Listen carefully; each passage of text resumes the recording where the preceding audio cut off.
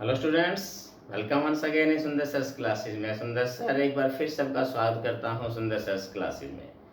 तो स्टूडेंट्स, आज का जो टॉपिक हमारा बहुत ही कॉमन टॉपिक है, लेकिन उतना ही इम्पोर्टेंट टॉपिक भी है, क्योंकि अक्सर स्टूडेंट इस टॉपिक के अंतर्गत जो है कंफ्यूज होते हैं। और आज मैं इस वीडियो के माध्यम से आपको इस टॉपिक से बिल्कुल सारे डाउट्स आपके जो है बिल्कुल क्लियर करूंगा मैं। और जो आज का हमारा टॉपिक है वो हमारा है डू डज और डिड का प्रयोग। अक्सर स्टूडेंट हमारे मिस्टेक्स होती है कि डू डज और डिड के अंदर हमें कहाँ और किस प्रकार से इसका यूज़ करना है, किन परिस्थितियों के अंदर यूज हमने इसका करना है, पूरी विस्तार से मैं आपको इसके बारे में आज कराऊंगा। तो स्टूडेंट्स, चलिए हम स्टार्ट करते हैं हमारा ये टॉपिक।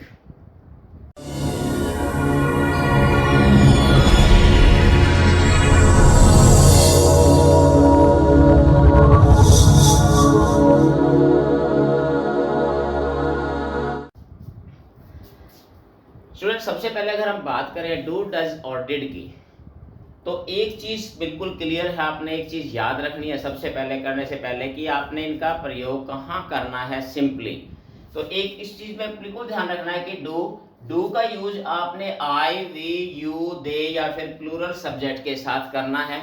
ये चीज आपने गांठ बांध लेनी है। दूसरी चीज हमारे डज का यूज है, तो डज ही शी इट और सिंगुलर नाउन के साथ आपने डज का प्रयोग करना है। ये भी आपने अच्छी तरीके से कंफर्म कर लेना है अपने। और दूसरी बात है डिड का प्रयोग जो है वो आप सभी के साथ कर सकते हैं, यानी यहाँ पर इसमें सब्जेक्ट के नंबर या जेंडर से कोई प्रभाव नहीं पड़ता इस पे। तो ये तो था एक इसका कि यूज हमने कहाँ करना है। अब स्टूडेंट, सबसे पहले अगर हम बात करें कि जो ये डू हमारे पास है, डू डज या डिड, एक्चुअल में ये है क्या, इनकी जो एक ये कहाँ से, इनका ओरिजिन क्या है, कहाँ से निकले हैं, और ये जो है हमारे पास किस प्रकार से हमने इसका यूज करना है। अगर हम बात करें इसको, प्राइमरी ऑक्सिलरी वर्ब्स बोलते हैं इनको। ये हमारे पास बेसिक रूप से तीन होती हैं, डू, हैव और बी। ये तीनों हमारे पास जो है ये हमारे पास ऑक्सिलरी वर्ब के रूप में भी यूज होती हैं और साथ में मेन वर्ब के रूप में भी यूज होती है। तो इसी वजह से अक्सर स्टूडेंट कंफ्यूज हो जाते हैं कि यहाँ इसका यूज मेन वर्ब के रूप में है या फिर यहाँ ऑक्सिलरी वर्ब के रूप में है। वीडियो को लास्ट तक देखिए, मैं आज आपको बिल्कुल क्लियर कराऊंगा कि आपको खुद को ये पता चल जाएगा कि ये वर्ब जो है कहाँ मेन वर्ब के रूप में यूज है, कहाँ ये ऑक्सिलरी वर्ब के रूप में है। अगर हम तीनों की बात करें तो तीनों के दो रूप होते हैं। डू जो होता है, डू के रूप है डू और डज, इसका प्रेजेंट रूप होता है, यानी इसका ये प्रेजेंट है। पास्ट में इसका डिड होता है। ठीक उसी प्रकार से हैव का हैज और हैव इसका प्रेजेंट होता है और पास्ट इसका हैड होता है। ठीक उसी प्रकार से बी के अंदर वर्ब हैज एम आर इसके प्रेजेंट फॉर्म होती है और पास्ट के अंदर वॉज और वर होती है। तो ये थोड़ा सा एक बेसिक सा है जो हमने ध्यान में रखना है। अब अगर हम बात करें कि डू डज और डिड, जो ही हमारे पास है यहाँ डू डज और डिड। अगर हम बात करें इसकी, तो ये यूज कहाँ होते हैं, तो इसके लिए आपने अच्छी तरीके से ध्यान में रखना है कि इनका यूज आप यहाँ अगर हम देखें तो mainly use in three types, कि इनका प्रयोग हम तीन प्रकार से करते हैं, तीन रूप में हम इनका यूज करते हैं। सबसे पहले करते हैं use as helping verb, as a helping verb इनका प्रयोग करते हैं। मेन वर्ब के रूप में भी इनका प्रयोग करते हैं। और थर्ड जो बहुत ही इंपॉर्टेंट यूज है वो क्या होता है, एम्फेटिक सेंस बनाने के लिए सेंटेंस की हम डू डज और डिड का यूज भी करते हैं। अक्सर आपने दोनों यूज जरूर देखे होंगे। आज हम इसी के ऊपर भी ज्यादा स्ट्रेस रखेंगे ताकि आपके डू डज और डिड से संबंधित कोई भी डाउट है वो आज बिल्कुल क्लियर आपका हो जाएगा। तो इसमें आपने जो हमने ये देखना है, इसमें एक थोड़ा सा आपने ध्यान रखना है क्या, कि जो अगर हेल्पिंग वर्ब के रूप में अगर जब यूज होता है डू डज या डिड, जब भी कभी हेल्पिंग वर्ब के रूप में यूज होगा तो आपका जो सेंटेंस है वो केवल आपका मीन्स नेगेटिव और इंट्रोगेटिव सेंटेंस के अंदर आपने हम ज्यादातर इसका हमने यूज करना है। नेगेटिव और इंट्रोगेटिव सेंटेंस जो है इसका हमने यूज करना है एज ए हेल्पिंग वर्ब के रूप में। दूसरी बात जब आती है मेन वर्ब के रूप में, तो मेन वर्ब के रूप में इसका जो यूज होता है वो लगभग जो है मान के चलिए अफर्मेटिव जो सेंटेंस होता है हमारा, अफर्मेटिव सेंटेंस, उसके अंदर हम इसका यूज करते हैं एज ए मेन वर्ब। और एम्फेटिक सेंटेंस या सेंस देने के लिए इसमें आप इसका यूज नेगेटिव और इंट्रोगेटिव दोनों रूप में हम कर सकते हैं। तो अब हम इसके एग्जाम्पल से जरिए मैं आपको क्लियर करवाता हूं कि डू, डज और डिड का आपने सही यूज कैसे करना है।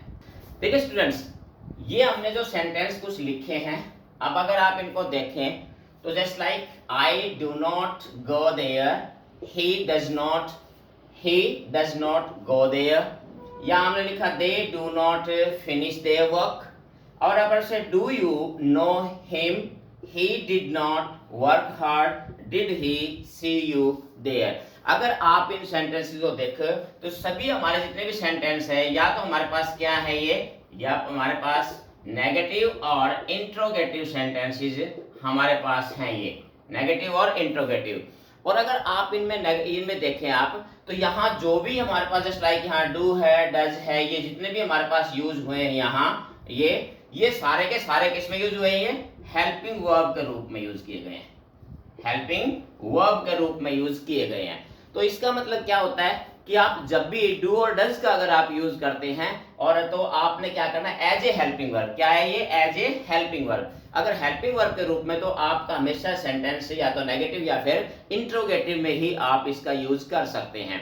दूसरी बात जैसे हमने भी बताई कि आई के साथ हमने डू लगा दिया, ही के साथ हमने डज लगा दिया, दे के साथ हमने डू लगा दिया, यहाँ पर भी यू के साथ भी डू है। जो मैंने सबसे पहले बताया था उस चीज को आपने, उस टेबल को आपने अच्छी तरीके से लर्न कर लेना है। तो इस प्रकार से आप यहाँ क्लियर, डिड था तो डिड पे मैंने आपको बताया था कि इस पे सब्जेक्ट का कोई प्रभाव नहीं पड़ता, सब्जेक्ट के नंबर का या फिर सब्जेक्ट के पर्सन का कोई प्रभाव इस पे नहीं पड़ता, डिड सभी के साथ आता है। तो ये हमने देखा कि यूज थे हमारे पास इंट्रोगेटिव सेंटेंस के, और यहाँ जो यूज किया डू और does as a helping verb use किए गए हैं।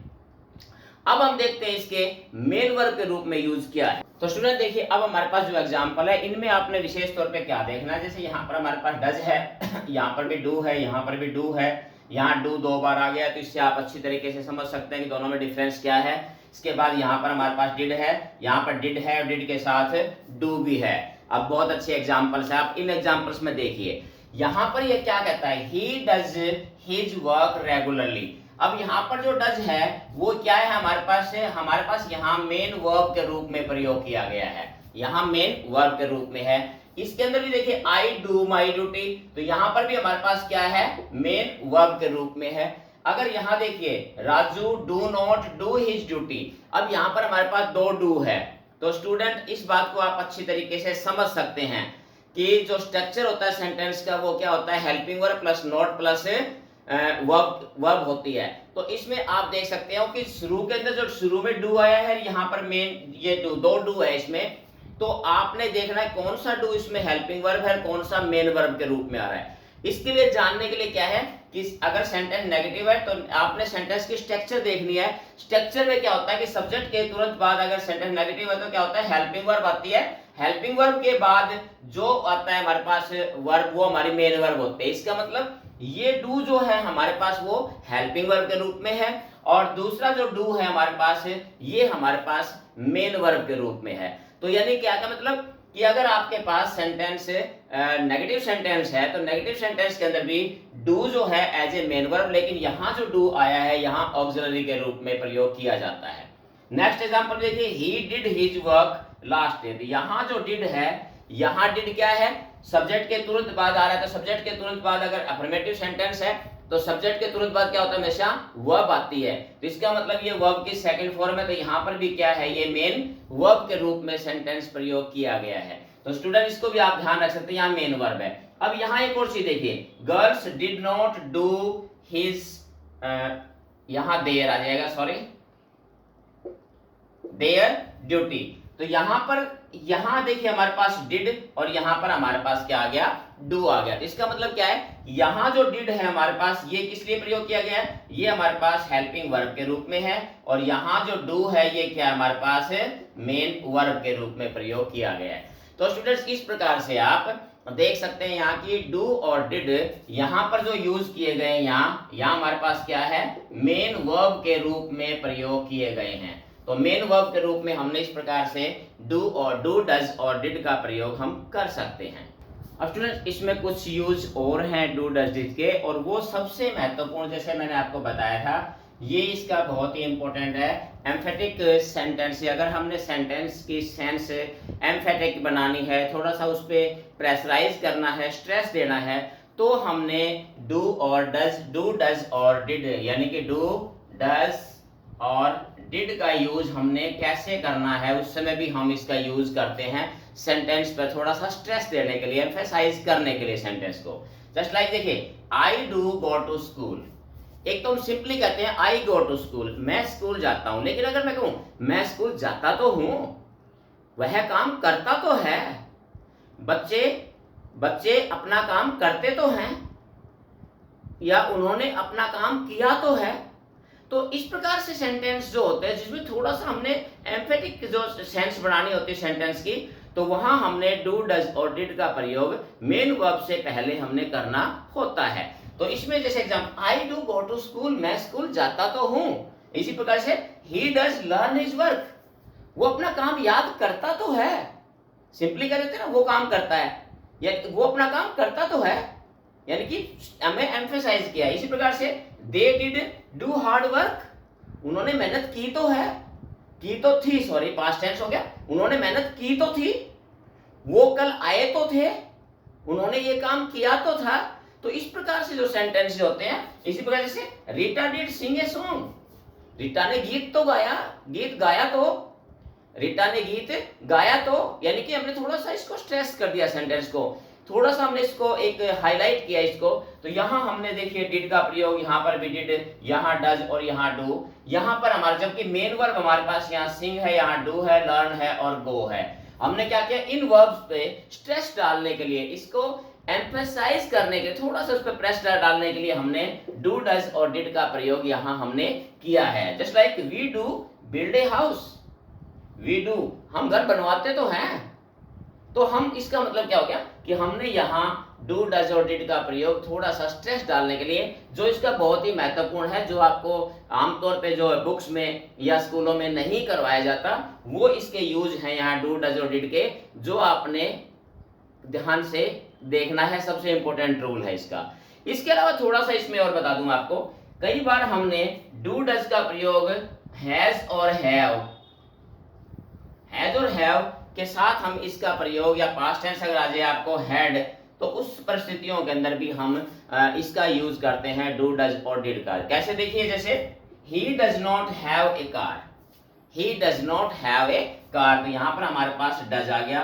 हैव जो है यहाँ पर देखिए, मैंने शुरू में बताए थे आपको कि जो हमारे पास वर्ब मैंने आपको बताए थे प्राइमरी ऑक्सिलरी वर्ब्स, उसमें हैव था, तो हैव यहाँ पर मेन वर्ब के रूप में काम कर रहा है, ये ध्यान रखना, इसमें यहाँ पर मेन वर्ब के रूप में काम कर रहा है, जबकि डज हमारे पास यहाँ पर क्या है, ऑक्सिलरी वर्ब यानी हेल्पिंग वर्ब के रूप में काम कर रहा है। और आगे देखिए, I don't have my own house, तो यहाँ पर भी हैव आ गया जो कि मेन वर्ब के रूप में है, और यहाँ डोंट हमारा जो है हमारे पास हेल्पिंग वर्ब के रूप में। और इसी प्रकार से the boy did not have books, बच्चे के पास पुस्तक नहीं थी, तो यहाँ पर क्या आ गया, हमने पास्ट टेंस आ गया, तो डू का पास्ट टेंस हमने डिड बना दिया, और वही हमारे पास वर्ब की फर्स्ट फॉर्म आती है। आपको पता है डू डज, एक चीज हमेशा याद रखनी है, आपने हमेशा याद रखनी है कि जब भी डू डज और डिड, ये ध्यान रखना है आपको, मैं बता भी दूं, इसमें डू डज और डिड, इनके बाद आपने हमेशा वर्ब की फर्स्ट फॉर्म का यूज करना है, क्योंकि ये जब भी वर्ब के रूप, मेन वर्ब के रूप में, ये हेल्पिंग वर्ब के रूप में आती है, तो इनके बाद हमेशा आपने वर्ब की फर्स्ट फॉर्म का यूज आपने करना है। तो स्टूडेंट, ये था मेरा आज का वीडियो। कमेंट करके जरूर बताइए, अगर आपको कोई डाउट रहता है तो आप जरूर मुझे कमेंट करके बता सकते हैं, और जिन साथियों ने अभी तक चैनल को सब्सक्राइब नहीं किया है तो इसे जरूर सब्सक्राइब कर लीजिए, बेल आइकॉन दबा दीजिए, ताकि नई वीडियो आप तक सबसे पहले पहुंच सके। तो स्टूडेंट, उम्मीद करता हूं कि ये जो बातें जो आज की इस वीडियो में हमने चर्चा की, जो डिस्कशन किया, इस पर जो मैंने आपको एक्सप्लेन किया डू डज और डिड का यूज, उम्मीद करता हूं आपके डाउट्स जो हैं जरूर क्लियर हुए होंगे। तो इसी के साथ आज का हमारा ये वीडियो समाप्त होता है, फिर मिलते हैं नई वीडियोस के साथ, नए टॉपिक के साथ, तब तक have a nice day, thank you.